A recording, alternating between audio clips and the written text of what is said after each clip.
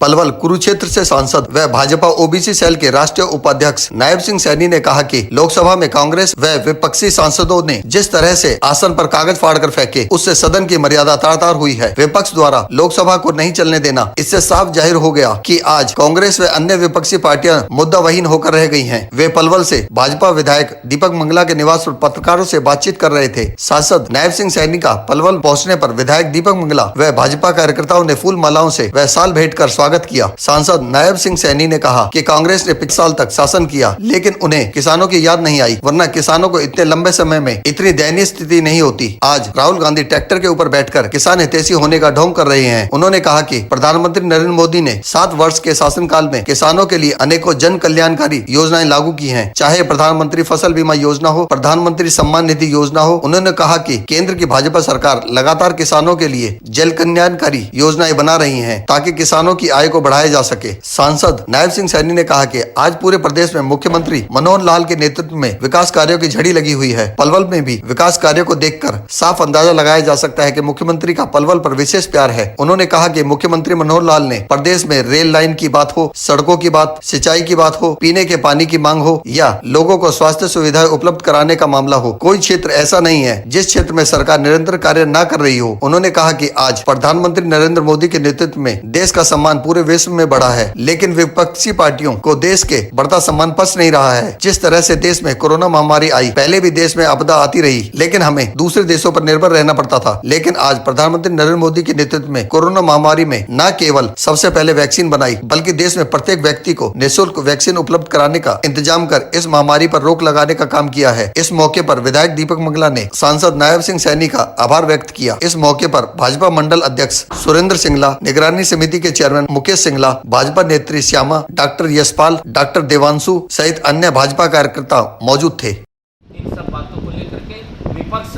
मुद्दावहीन है, विपक्ष के पास कोई मुद्दा नहीं है, और जिस प्रकार का उनका व्यवहार लोकसभा के अंदर है, क्योंकि सभी सांसदों के अपने अपने क्षेत्र के काम होते हैं, वो अपने क्षेत्र की आवाज़ वहाँ पर बैठ करके सरकार के ध्यान में लगा करके उसको पूरा करवाने का काम करते हैं, परंतु विपक्ष काम के अंदर बाधा बना हुआ है, वो काम भी नहीं होने दे रहा, और बिना मुद्दे के ही जिस प्रकार का व्यवहार उनका लोकसभा के अंदर है कि लोकतंत्र को भी दबाने का काम अंदर भी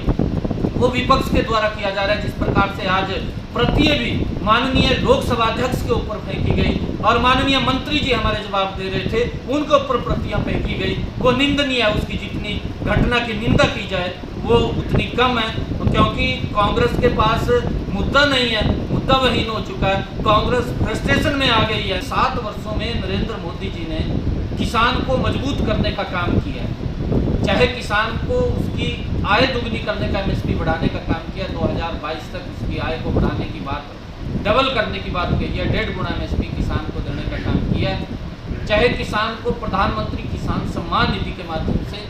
किसान के पास सीधा लाभ पहुंचाने की काम किया है, चाहे किसान को उसका जो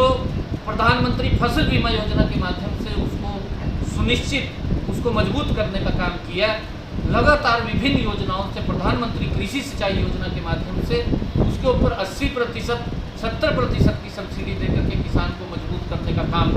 वो नरेंद्र मोदी की सरकार ने किया है। बहुत सारे ऐसे काम जिनकी हम चर्चा कर सकते हैं,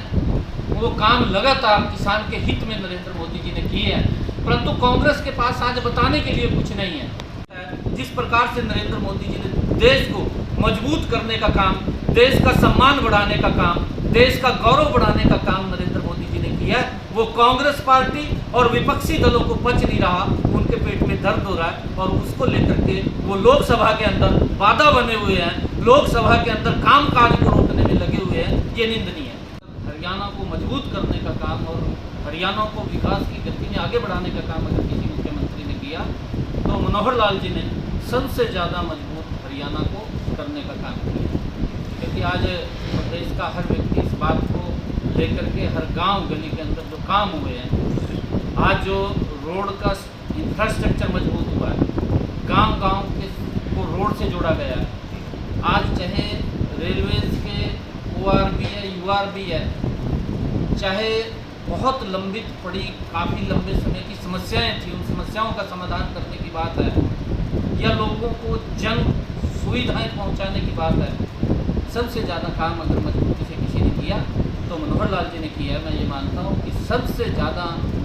विकासशील अगर कोई हरियाणा प्रदेश के अंदर मुख्यमंत्री हुआ तो मनोहर लाल जी सबसे मजबूत मुख्यमंत्री हुए हैं और लगातार आम जन की समस्याओं को समझते हुए उनका निदान करने का काम कर रहे हैं। योजना के माध्यम से गरीब को फ्री में इलाज देने का काम वो नरेंद्र मोदी जी ने किया। चाहे हमारी माताओं बहनों के घर में फ्री में गैस का सिलेंडर पहुंचा करके उनको धुआं मुक्त करने का काम उनको किया। चाहे जो प्रधानमंत्री बीमा योजना है उसके माध्यम से व्यक्ति को सुरक्षित करने का काम किया है। चाहे देश को